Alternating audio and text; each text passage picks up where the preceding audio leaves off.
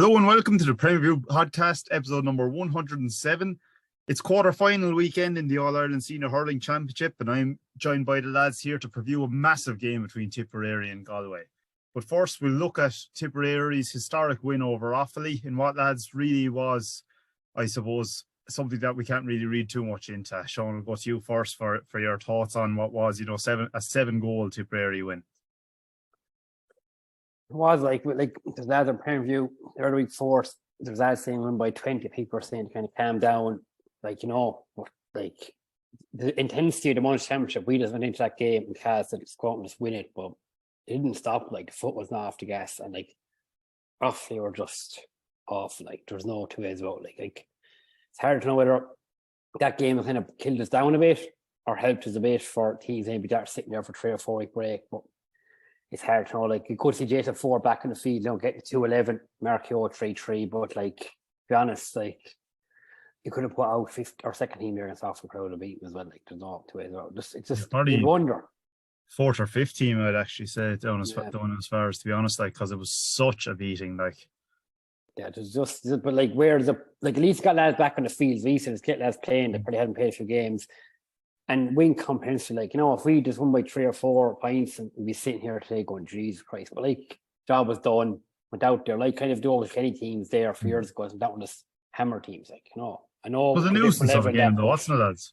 It was a nuisance of a game. Yeah, just finished out, the weather was off, it was just in the way, but it's getting runs in lad, and we can't take that now, to be honest, but rather than lads just getting games, that was it. Stephen, again, it's a short turnaround all the same now, Saturday to Saturday, Yeah, I suppose what the only thing I take from the game, 2 things. It got lads back on the field, but it also showed, for want of a better word, the professionalism. Look, as you said there, it could have been the 5th best team in Tipperary, could have took the field against Offaly and they probably would have won the game. But the boys now are playing for position this weekend, and if you're going to just go out and go through the motions last week, you probably wouldn't be considered this weekend. So they showed a good professionalism. Jason Ford's on the field. He looked sharp. He looked hungry. I know people will say it is very easy to look sharp against Offaly. I could have looked sharp myself maybe, but look, they had a job to do. They went out to do. If they played in 3rd gear and we only wouldn't be 10 points or something, you'd have question marks and all this. But they had a job to do. They went out and did it properly. And I suppose that's the positives. That's the really good stuff I take from the weekend, heading into this weekend. And it's nice to shake off a few cobwebs now leading into the Galway game. Colm, a dose of realism, please. Conceding 3-18 against Offaly. And also that back line still looks a bit vulnerable. I know there was a Johnny Murphy special in there as well, but big score to be conceding nonetheless. Yeah, big score to be conceding, Kevin. I suppose the only thing I'd say about that, though, is the game was over after 10 minutes. Literally, it was over after 10 minutes. So, it's very hard for a team when there's nothing really at stake anymore. Our lads absolutely busting themselves to win the next ball. Our lads throwing themselves at everything to win the next ball. If the game was tighter, we probably would have conceded less. I just felt that it became just a kind of a lackadaisical challenge match for a lot of the game. So. And 2 of the 3 goals came from frees, don't forget as well. Now I know, one of them certainly, the penalty, I thought was a Johnny Murphy special. I'm not sure if that's a penalty. Something similar happened to Jake Morrison in the second half and no penalty given. And you usually find in the latter stage of the championship that those penalties aren't given. So, 2 of them were for place balls. Maybe there's a question mark about whether our goalie could have stopped one of them. I'd be interested to hear particularly Stephen's take on that.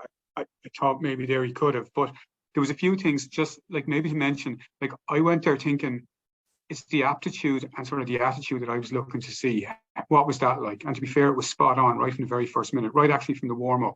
They looked up for it. They looked ravenous. They weren't taking this game lightly at all, and they went about their business in a really good way. And you have to pay tribute to Seamus Callanan as well. Was that's 40th championship goal, I think, Kevin, last Saturday evening. That's a record total for any player in championship hurling. I just like to mark that event and mention it. Fair play to Shamey. He has been an all-time great for Tipp now. He's on the go since 2008 with us, and I thought it was one of the biggest cheers of the day was when he got that goal. as a supporter, look, like you have to take a bit of joy when we win.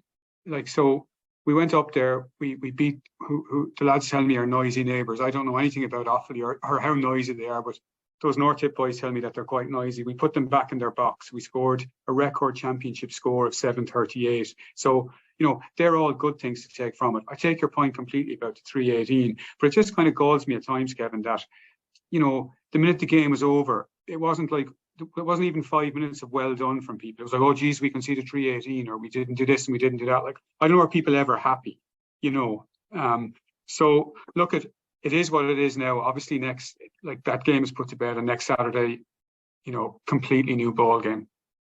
Yeah, definitely. And I think along with, Tipp's scoring performance, maybe, Craig Moran going off. I know it's kind of not as bad as first feared, but I think it was good to get a run into him.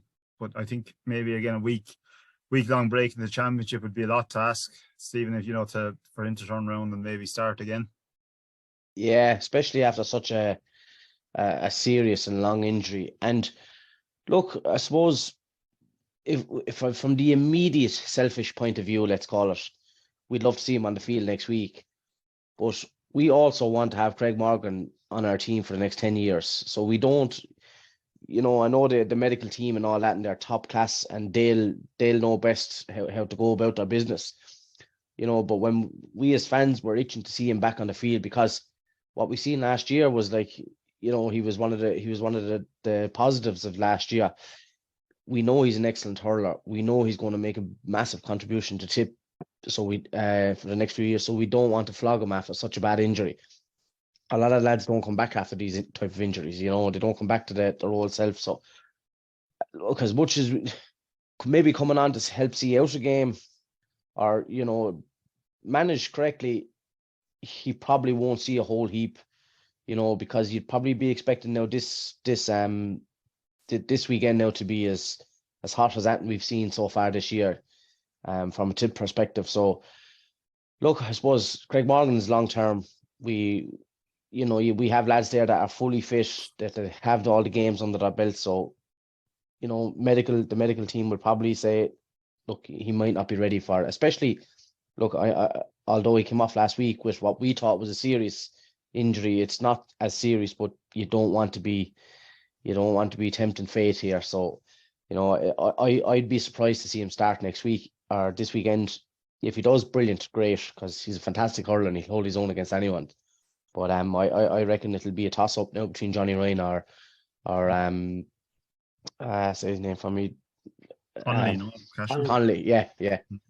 This weekend that was done well. Again, the last very hard to judge, and I suppose look, I take Colin's point there that you can't be too negative. I'm delighted that Tipp got a bounce after the Waterford game. But I just hope that they're going to raise it again, and I know that. Yeah, I would be overly worried about the scores conceded, because, as Colm said, the game was over after 10 minutes. So the same intensity, like, as I said, for me, it was a professional job done, but the same intensity, same championship intensity is not there. Was never going to be there, no matter how hard they tried. It became a training a high intensity training session. That wasn't a championship match. It just headlined the championship match. But if we're honest, that game should never have been taking place. And it might sound controversial, but just to be a hurling snob, if you're not beating Carlow in the Joe McDonagh Cup, you should not be playing the third round of the third place team in Munster. And that's even to look at the lads man for man, it looked like a senior against under 20 team.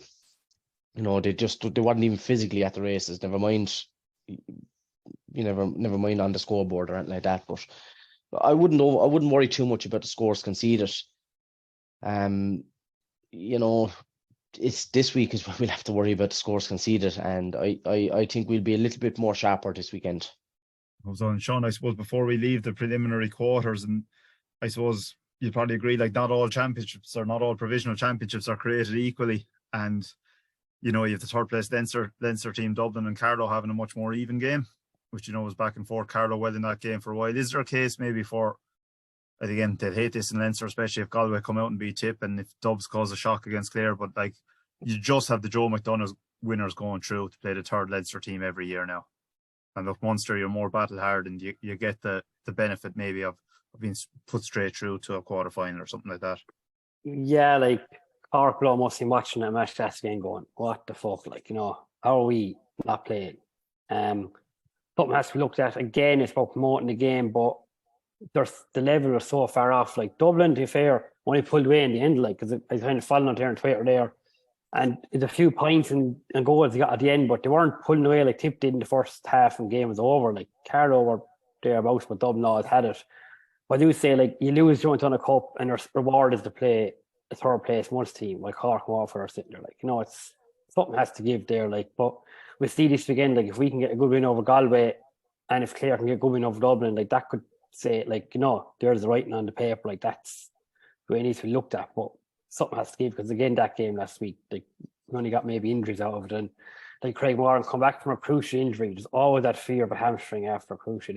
I guarantee you, if you go back to the record books there, lads that come from a crucial, they'll do some of the hamstring in the following game. It's known, like, it's just, that's the way it is. Like, so it's not too bad by our reports, but still, yes, if you're not critical, maybe you could have whipped them off a couple of minutes before that. But yeah.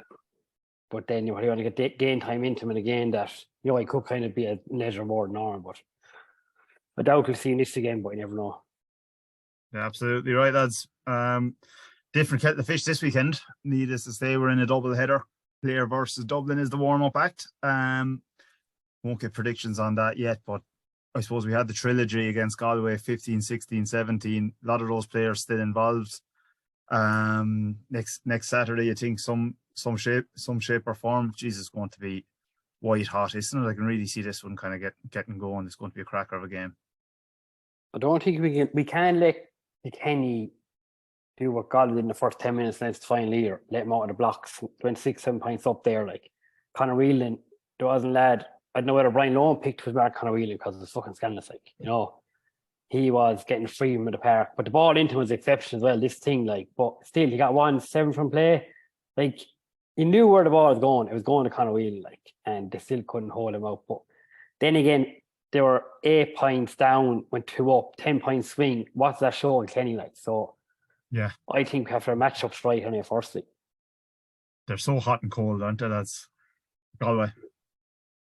Yeah, you just don't know. Like Galway could be they could be brutal, but come out against Tipp and then they could be amazing. You know what I mean? And then they could be in a run of form where you think these are going to win an All Ireland here, and then they could absolutely tank. Like, it's a hard one. It's, as I said, Galway are so unpredictable that you just don't know what's going to happen Sunday. I think if we take care of our own business, as Sean said, and get the matchups right, I'd be confident of Tipp getting through this.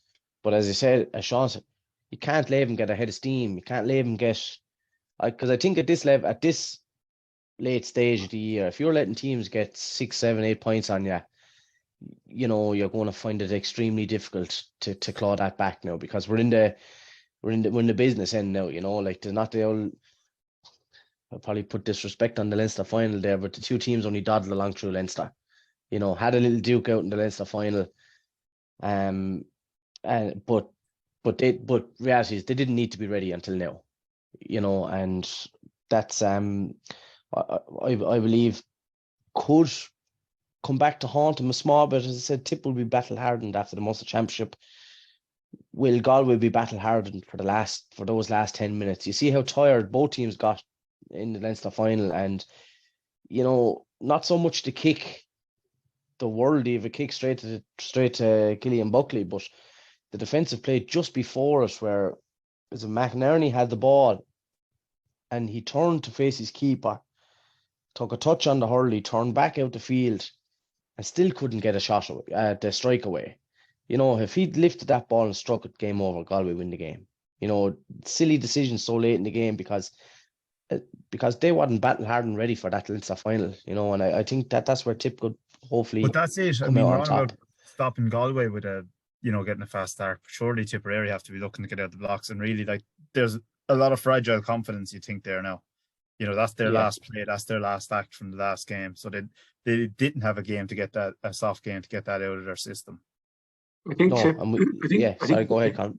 yeah, Stephen. I'm actually completely agreeing with what you're saying there. Like, I think if you look at Tip and Galway getting to their top level from what we've seen this year, I think Tip will win.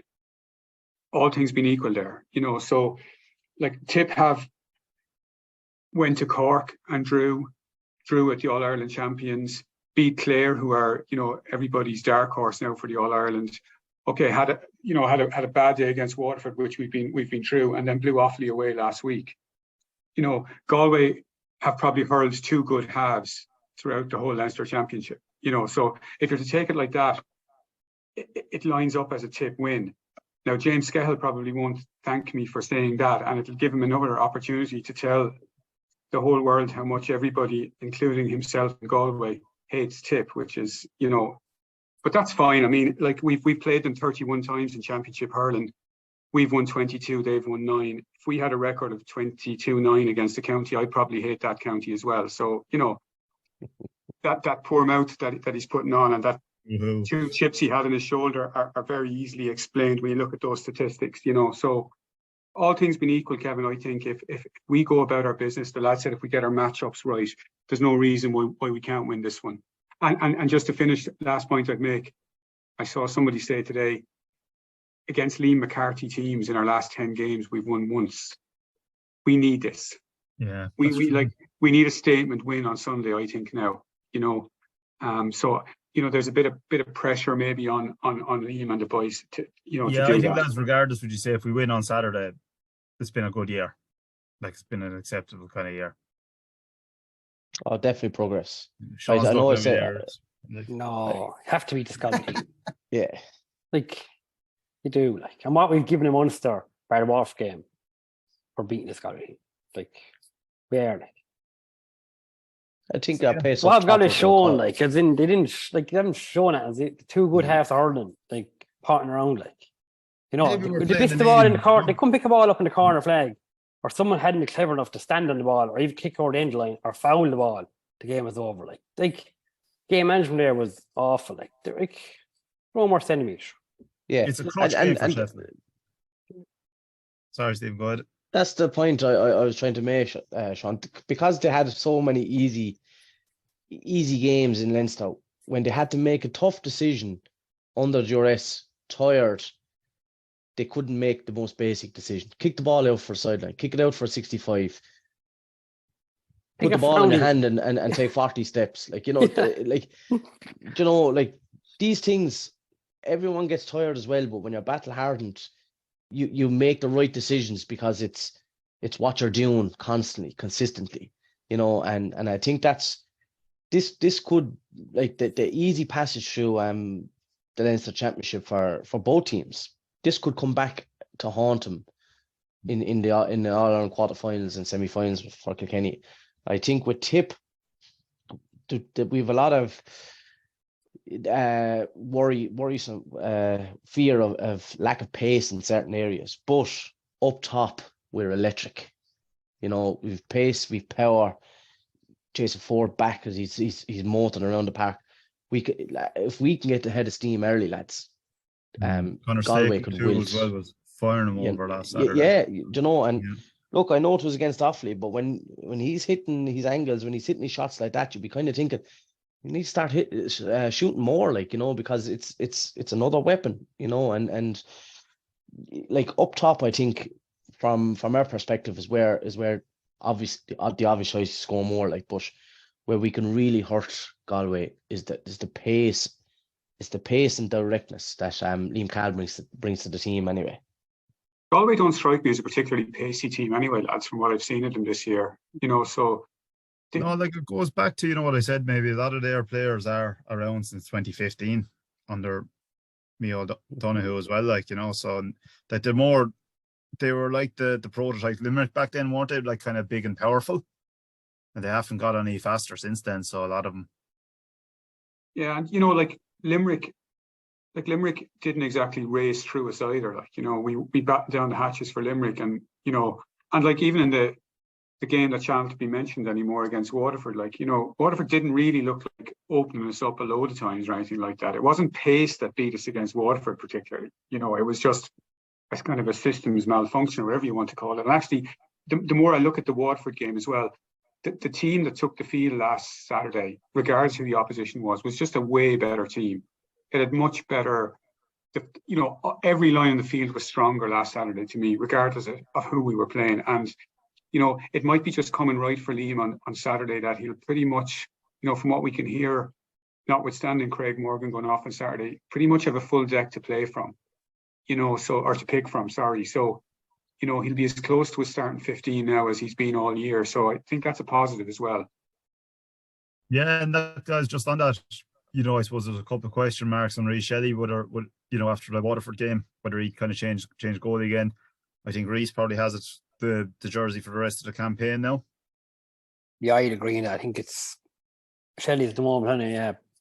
It's got to be, honey, definitely. There's no. I will say that, like, you know, every game Cal has sprung some sort of lineup surprise. I think we haven't guessed the lineup right once, you know, that, which I think no one has to say. Yeah, there's always been something in there saying, oh, geez, that's a bit of a pullback. I suppose you'll have Breen in there with a combination. Maybe we'll leave Morgan on the line. Yeah, Barrett probably. Barrett back in. Barrett's been in it, yeah. Back in half, some combination of Ronan, Dan, McCormick, Brian O'Mara. Yeah, depends on. Will Seamus Kennedy drop back to mark someone as well? You know that Seamus Kennedy coming in on there from corner back, corner forward, like this stage. Tough on young Connolly if he gets dropped, lads, wouldn't it? You know, he hasn't done a whole lot wrong. Yeah, no, absolutely. In fairness, I wouldn't see that decision as an easy target. I'd see that decision, if he is dropped, it's simply because the lad that came in is doing slightly better in training. I think, as we alluded to there, we haven't been able to pick a team previous to the next game start because you just don't know what's happening, and which I think is great. You know, if we knew our first 15, bar they all playing exceptionally well, that means there's no competition from the bench, you know, and we want competition from the bench. So when a lad is starting when a lad is, I won't call it dropped. Drop sounds like a person done wrong, but if someone gets a surprise start, you'd be thinking that's literally coming from what's been done on the training field, and I don't think you can ask for any more than that. And to be fair, Stephen, I thought two players came in last Saturday. I thought Johnny Ryan did well when he came in. He has the kind of a young Cathal Barrett look about him. You know, he's kind of tigerish and just gets on with it, and he doesn't matter who he's marking or what size of a lad he's marking. He just gets stuck in. And John McGrath, you know, again, look, I know you're going to throw the opposition at me and who they were playing, but he came in, he got a goal, he set up a goal. You know, not a bad man to have coming back into a bit of form maybe now, fitness coming right. You know, mightn't start the game, but you wouldn't mind seeing John McGrath come in with 15 minutes to go, lads, would you? You know, he'd be detail to come in. Like, so again, I take that as a positive. Yeah, you do need that, Kevin. So I take that again as a positive from last Saturday, you know, to see those two lads come in. And obviously Gerard O'Connor is you know, rumours of his demise have been greatly exaggerated, and he looks like he's back fit as well. So, you know, again, another option. He's a ball winner. He's good on the frees, you know, so again, giving you another selection dilemma as you go through the rest of the team as to what it'll be, you know. And I think that's maybe the question there. Do you drop? Again, drop is the wrong word, but the hold Shamey, Callan, and like Bonner's there as well, who didn't feature last Saturday, you think, as well, for more of an impact role. Yeah, I think Shamey will be held. I think he'll be held. I'm not going to use the word dropped. I think he'll be held, and I think you will see him you will see. I like John McGrath as well. I think you will see both players on the field of play at some stage. I just think the lads they'll go with, he'll want to go for the juggler straight off the bat, like, you know, hard running, high intensity, direct, and you know, if you're going to put Shamey in that situation from the get go, you know, you're like, look, we have to be honest, he's in the wrong side of 30, like, you know, and the same energy and intensity is not there as it was a couple of years ago. But if you're bringing him off the bench with 15, 20 to go, you know, when the intensity is not as high, like, you know, he's the championship top scorer ever from play. You know, if you're a full back there and you're kind of tired leading into the last 15 minutes, you do not want to see him coming near you. Absolutely, and as I said, like, you know, one of the strong points of this Tipperary team is the strength and depth in the forward line. You know, so it's just looking at the list of players there. I don't think we mentioned Conor Bowe as well. I don't know availability wise for him. Gerard O'Connor has another week's training hopefully done, so definitely an option. John McGrath to add in. Mark Keogh obviously his confidence must be sky high, so he's probably nailed down as well. Go ahead, Sean. Sorry, just saying there. One that I'd like to see starting is Bonner centre forward, because he just annoyed Galway. Like, they've lad trying to take time the ball and Bonner being their face. Like, that's what I think I'd start, man, just to get into Galway's faces. No, that's what he does. He runs it down. Sean, I think, like, you know, again, that he didn't feature at all last week, and that shame he was maybe left on that little bit longer than you might expect if he was going to start. You know, as I said, a lad in his 30s this week, so maybe I'm reading way too much into that there, but I think you could be right with that. Like, we'll see in the next day or so when the lineups come out. And midfield wise, probably Nolan Tynan, that'd be probably. Tynan, Connor Stakeland will be Connor wing forward, as Nolan wing around the middle somewhere. Yeah, three of them. Like, if we've some kind of pick there, do we say there's lads off the bench could spring in there? That could make, like, if you're starting, say, Bonner, could like John McGrath and Shane McCallan off bench to come in, like they're game winners, like, right way to look at. Absolutely. Predictions, lads. First, we'll go with the warm-up act. The All-Ireland champions-elect, Clare versus the Dubs. And you see a shock here before I ask you for your predictions? No, I don't see a shock. I don't see a shock here at all. The only shock, I think the only shock would be if, having all the given out he's done about Leinster hurling all the year, if any of us actually went for Dublin to beat Clare. And as I said, I've got a couple of good friends in Dublin who eagerly listen to this every week to hear us. They have no interest in Tipperary, just want to hear us giving out about Leinster hurling and are waiting for us to fall flat on our faces. So in the interest of consistency, I'll continue to back against the Leinster team and say Clare to win. Now, like, the other thing to remember about the Tipp Galway game is not only will we have the Galway fans shouting against us, Clare fans will rabidly shout for Galway as well. And, you know, I'm never a big fan of double headers in general myself, to be honest with you. I find there's a lot of coming and going and toing and froing during the games if you're trying to watch them. And it's bad enough having to deal with the James Skehels of this world, you know, and his ilk around you, but having to deal with Clare fellas around you as well, it's going to make a testing afternoon. That's the social lads, that, Colm. I'm not so sure about that. For the Clare lads now, who do they hate more? Oh, I'd say Tipp. Over Galway, Kevin. Yeah. Depends kind of what would it not be a kind of Tipp scenario where if they're closer to the Galway border, they'd be our natural enemy. After look at Twitter, sure, Jesus Christ, they're fucking savages. No, I think the social lads on it now. That'll be their task. Yeah, I think a lot of the Clare lads would sort of have this weird kind of kinship with their fellow West of Ireland folk, and they seem to have supported Galway when, in the good old days when Clare were only had their traditional music or whatever it was to keep them occupied. So I think you'll find most Clare lads will be supporting Galway. Well, I suppose that's what I suppose the thing about Offaly supporters. Look, they get to do it all over again this Saturday when shouting against Tipp. So I don't know. Did you see the highlights?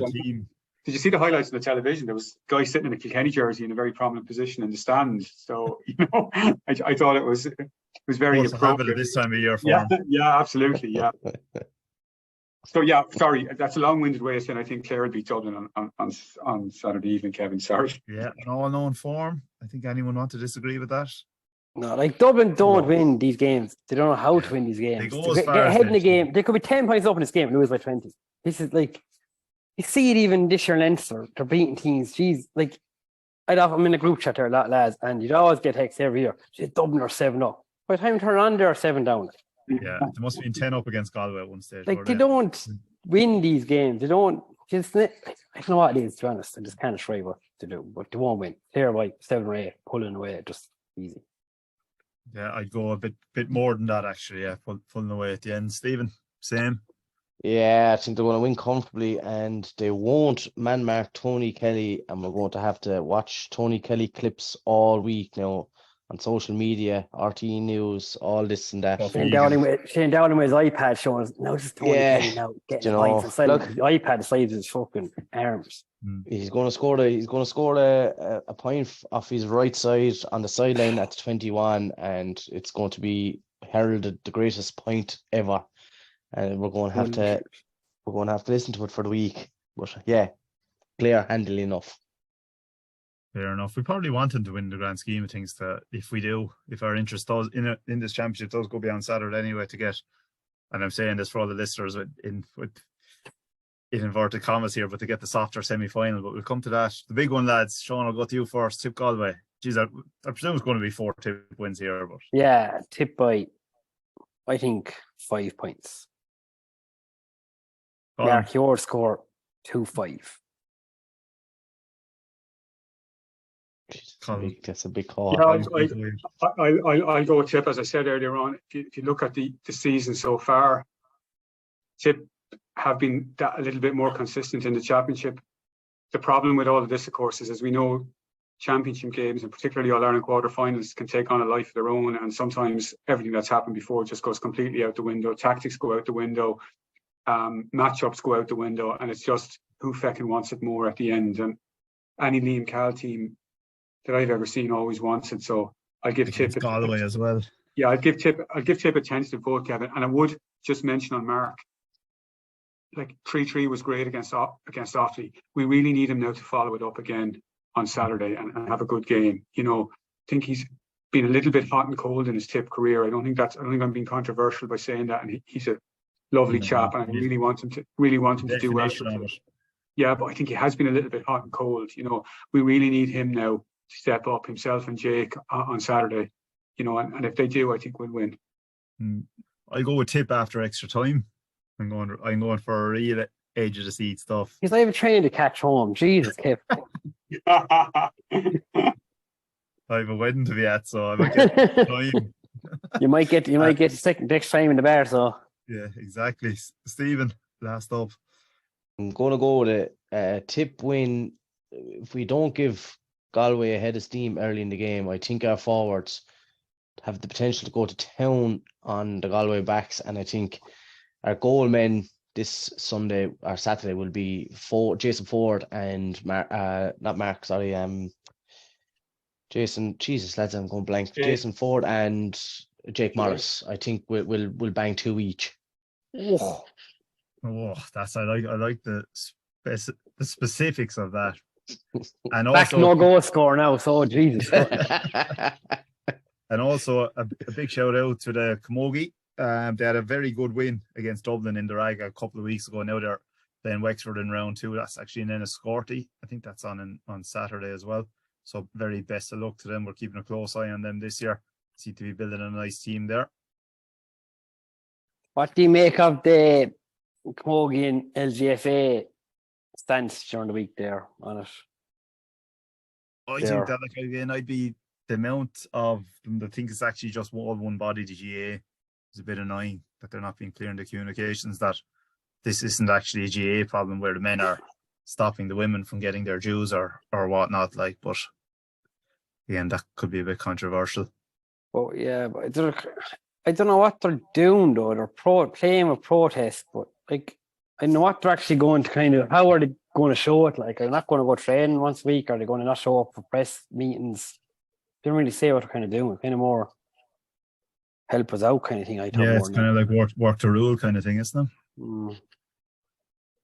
I think the only way they're going to get progress. Look, their organisations are terrible. There's no communication with them. There's no care.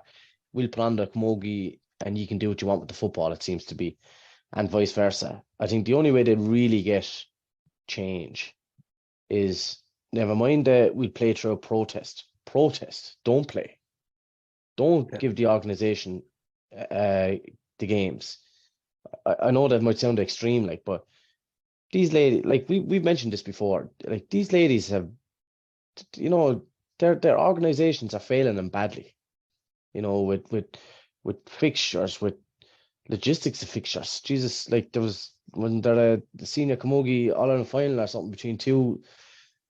They were both made travel about 200 or 300 miles or something to play a match in Wexford when it was totally the opposite side of the country. Like Caught off they're- different they're- north, yeah. There's yeah, probably a lack of fields all around the country because but you don't have to travel that. Like there's something somewhere, you know. But I just you're think depending their on the goodwill of organisation. different organizations, even. Yeah, exactly. And their own organizations are failing them. And I think the only way for change to come is you have to make a big statement. Not something you read out on a piece of paper. Put down the gear bags, leave the boots in the car, don't play it. You know, and I think until that happens, their own association is just going to continue to fail them because they won't work with the other association. Yeah, it's probably the people over them as well, more than that. They're the elephant in the room. Like, it's blatantly obvious from, like, the players coming out, but no one else from either their sides coming out. But it's kind of their own problem that they made, but their own organisation ain't helping them. As you said, Stephen, like, they're failing themselves. Like, you know, if they try and put a plan together themselves and see, but not even trying their own organisation, they're fixing games wrong time, double crossing games, like not even giving a player a chance to play both games or clashing. Like, that's where a lot of issues is. On to the main event of the night, lads. I suppose while you're all enjoying your split season in the north and the west, we're mid championship here down south, where it's a very, very busy weekend because I think Tipp on Saturday, and then you probably have the biggest inter-county weekend of the GA season with the preliminary quarterfinals in the football as well, split over the 2 days. And I think Mayo Galway is on Sunday now as well. Yeah, but you'll also have a South Senior hurling semi-final. What a fixture on Sunday. But sure, Kevin, don't you have to give credit to the South Board, like, for being able to run off their fixtures so quickly and so efficiently? Isn't that what it's all about? Like, you know, it's. I don't know, they're looking for the best boys in the class there now. But if I was a player, and like Jesus, and you're on your holidays or whatever, like they can't even enjoy themselves Saturday. Like exactly, yeah. It's just, and the thing is with the South Senior is that St. Mary's are in it, and obviously Seamus involved, so you can't play that semi until after Tipp are out anyway. So there's no way you can run more of that championship off. Yeah. But like the other aspect then, Stephen, I still haven't seen, or like the cat that got the cream there into another South final there. But I actually haven't seen a report from that match. You know, the promotion of it was taken up on Twitter. Someone had a very good tweet up. It's like out of your 7 main games, there's been no actually bringing the players together for any sort of launch or whatever like that. You know, you could do a nice job on the divisions if you waited. You know, a bit of kind of ingenuity. Premier View podcast would love to do something kind of like, I'm sure, on the divisions and all that. But there's been nothing. Can't even get a report or a preview in the paper. Because this is a season, lads, isn't there's only so much EA space, and to look, the promotion of it is extremely poor. You know, I'll talk about the timing of it in a second. Like, but look, championship weekend last weekend, there was quarter final between Ballingarry and Skeena-Rinky and a semi final between ourselves and Ballybacon Grange. Barely a peep about it. This weekend, then you have the senior semi final, while they also have to wait for the other senior semi final, which, as a Tipp person, we hope we won't see for a long time. Yeah. I mean, worst case scenario is Tipp go out this Saturday. All right, sorry. Tipp go out, and then you've a free month to play these games. Like, give everyone a chance. If Tipp get through, then you know you have the Sunday in 2 weeks, give teams a chance. At least tell them you have the full 2 weeks, will be on the weekend of the semi-final. So you're giving them 2 weeks extra. I just can't understand the rush to play these games. Yeah, exactly. And it's like the South Board have such a bad rep down the years for getting games played that it feels like that. Look, lads, let's sneak these games in now and no one can say anything about us this year. Well, that's where they're wrong, because you've 3 summer months. You've June, July, and August for families to go on holiday, right? If you're a hurler, you can't go anywhere in July and August. You know, we're in a split season, and July and June is supposed to be part of the inter-county season. So if you're a hurler, you're thinking, I'll dag off in June. I'll go away with the family. I'll go away with the partner. That's the time. And in our club, and I'm sure in every other club, you tell the lads, if you're going to go in June. And lads are booking holidays, and they probably have these holidays booked now since January. Not everyone can afford to book a holiday 3 weeks in advance, and to throw on these fixtures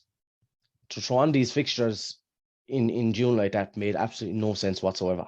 You know, That's and just it's finished up unfair. the Needle sort as well, you know, this weekend. You know, yeah, exactly. And so, like, tis unfair, tis wrong, tis a bad call. And then to go back to the first point, to do all of that and have no report, no launch, nothing, you know, to get the kids excited, to get, you know, to get the spectators excited, like nothing. It's just like it was soulless for all the world. We're so far behind in the promotion of the club game.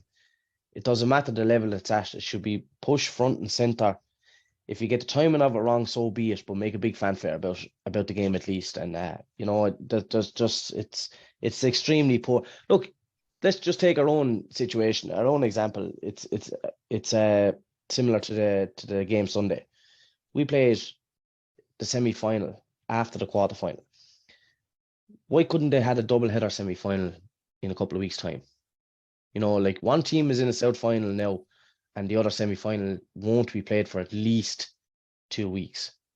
It's not making sense at all, and I think it's another poor decision from the South Board. But even on the promotion, I didn't know it was on until you actually said it in the chat. Like, because there's no club games on at the moment. Even if you promoted that last weekend, people that might travel to doing a preview video, maybe come down club game. Like, the lads will go watch hurling. Like, not fine weather or sunny day. Like, oh yeah, absolutely. But that's the other thing. Like, you know, again, looks one of a fine setup down there.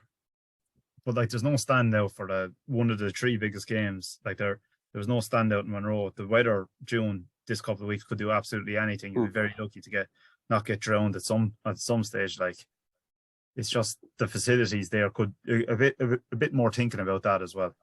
And the other thing, Kevin, that's so frustrating about all this is weeks will go by then after this and nothing will happen. Do you know what I'm saying? So there'll be a huge rush for a couple of weeks, a glut of games, and then nothing. You know, and there won't be a word of explanation to anybody as to why the games aren't taking place. Like, you know, and like the split season was brought in to avoid this sort of stuff. It was to give certainty. It was to give security to people. And now, you know, games are just being thrown in willy-nilly. And I'm sure, I mean, I don't know, like, what to the county board have any view on this? Like, surely to God, they must be looking at this going, you know, our flagship team is playing on Saturday. You know, all the efforts of everybody should be behind the senior hurls on Saturday. And here the South Board almost going rogue on us, throwing on a heap of fixtures on Sunday. Like, it defies me. The only thing I would say, and you know, I feel it's duty bound on all of us. We're all clubmen, we're all members of our club. We've all been on committees in our club. There's 3 Southmen sitting here tonight talking about this. Is the only way to fix this to, you know, for a change in the South Board? I'm not suggesting the three of us Egypts or anything, but should there be, you know, almost a coup d'etat at some stage and people go in there and sort this out? Because it's easy, you know, and I know you'll take this in the spirit of cement, lads. It's easy to bitch and moan from the sidelines, but the only way really to change this is to radically go in there and new broom. And that's no disrespect to the lads that are in there. I don't want to be making this personal. I know some of them quite well, but it's not working. It's broken at the moment and it needs fixing, you know, and like somebody needs to call that out. And it just rumbles on. Like, we've all played in the division, we've all coached and managed and have family playing in it, and it's the same SHIT every year, you know. So yeah, you know, look, I'd agree. Look, I've been at the meetings recently enough, like, and stuff, and look, what they will set out the reasons why they have to do it, because there's so few weekends left and pitches and all the rest of it. So when you're in the meetings, you kind of I suppose you take your chance, because otherwise things might be played. But for me, there needs to be a lot more direction from the county saying this is the divisional weekend, because those South games, in the senior you have 2 rounds, in the intermediate you have 3 rounds, and there's no need to go that early. So like, I would agree with a lot of what you're saying. It is, you know, getting lads to kind of needs probably just more rotation, like any committee or any board. I'd be saying, you know, the same lads doing the same things in there the whole time. But moving on, lads, I suppose, as well as our own little parish, there's also, I suppose, a bit of a crackdown GA in the terms use of the GA, and some of the well-known social media accounts and stuff seem to be getting shut down. Like, is this once again the GA being its own worst enemy and shooting the actual people that are just trying to actually out there creating new content? This is the new world we live in. Social media is massive. Creating content, promoting the game, like exposing the game, the good, the bad, and the ugly, and all that, and they're just not with it. Who have they shut down, Kevin? There's someone that I just see on Twitter there the last couple of GA days. Edits, GA it's called. Stats, Gaelic Stats have had to change their name because, GA Edits, GA or, Stats. into Gaelic Edits and stuff. And Yeah. these accounts would have 25, 30K followers, and they seem to be getting shut down because of the use of the term GA in their title or whatnot. But the GA hate these podcasts. They hate them. Like Croker Park won't engage any of them or won't give any. But I can't understand how, because they have nothing themselves. Like, the prime example, after a draw was made on the match announced on Monday, I was trying to find out what tickets or ticket price ran. There's nothing from GA. It was all clubs or social accounts from lads being interested in the game. Like, it was ridiculous. Like, instead of someone GA job is push the game every day, but they're not doing it. Like, that's why someone else has taken up, or other people are trying to do it, because like people are creating content because they enjoy seeing content online. And if GA aren't doing it, and now they're closing people down, what did they ring Mark Zuckerberg? Hey, they're using GA in our name, like, and they get around the way putting G.A.A, like, or put it upside down. I don't know. Like, yeah, or just change the Gaelic over there. It just seems so petty. And again, this one might play out a bit, because again, I think just the GA is so far behind, as he said, in getting like the local content. Look, I don't think even the Tipp County Board, I don't even think we're at the forefront of all the good stuff that's going on as well, particularly in relation to like the club scene and that. So, our website has come in for criticism. I know, Kevin. The result. Like, I mean, I don't consider myself a technological whiz kid, but I'm not. I can navigate my way around websites, and I find the Tipperary one's quite confusing at times. You have to click into different things, and you never know what date's going to pop up in front of you. You could find yourself back in November 2021 or something very simple, very under easy. 14C North or something like that. Like, we are our own worst enemies. But I mean, like, this isn't this is something you could devote a whole pod to. But we've said this before about the promotion of the games is poor. I find the content, even on flagship programs like the Sunday game, to be very, very weak, if I'm being honest about it. Some of it is very agenda driven, and it's not there's nothing in depth or anything about it. I mean, I'm sort of moving away from that. I thought what you might refer to, I don't do Twitter or any of that stuff. I saw something with your man Buff Egan during the week after the Munster final, roaring and bawling and abusing the referee and shouting and roaring on a terrace after a game. I don't know, did any of you see that? And it was like, it was cringy stuff. Like, I mean, and this is a guy who has all these hits or likes or whatever they're called. Like, but if that's what the GA are shutting down, I'd be all in favour of it, to be honest with you, because like it's muck savage. The other side of it, Buff went to Carlow on Saturday, and Jesus, and told the whole world he went to Carlow, though, Kevin. I mean, like, we saw a guy on Premier View during the week as well who was telling us what a great Tipp supporter he was because he goes to all the games. Like, but anyway, look, I'm moving. I don't mean to move the topic, but I just think the promotion of the games, whether it's in the South Board, Tipp County Board, or GA nationally, as Sean said, like, it was difficult to get any kind of real facts after the draw, and even the whole thing around the venue, and no one knew when it was going to be on, no one knew where it was going to be on. Like, I don't think that helps the GA either, and it puts a kind of a negative spin, or it puts a negativity in people's minds that shouldn't be there for, as you said, the biggest weekend in the GAA of the year coming up. And yet we're all of us are texting each other going, where's it on, when's it on, what time's it on, how much are the tickets going to be? Like, that shouldn't be happening. There should be more of a degree of certainty there. Sorry. And just literally on something like that as well, I was listening to that news talk, Stephen off the wall there, Vincent Hogue was on it. He's finished with the Independent. And he was saying, like, in terms of sports journalism, that before he could ring a county or ring Croker Park and literally pick up the phone and ask questions. Now he's afraid to ring because he gets slapped down. He can't ring a player, he can't ring a manager.